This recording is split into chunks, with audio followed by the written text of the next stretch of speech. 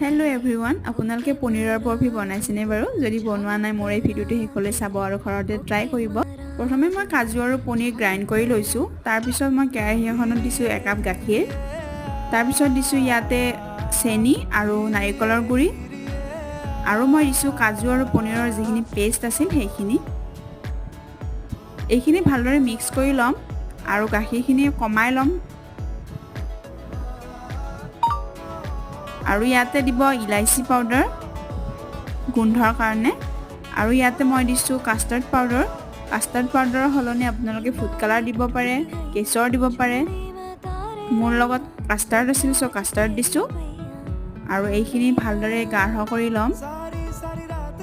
এতিয়া এইখিনি মই প্লেট এখনত উলিয়াই লৈছোঁ। প্লেটখনত মই অলপ ঘি দি দিছোঁ তেতিয়া বৰফিখিনি ভালদৰে প্লেটৰ পৰা উঠি আহিব।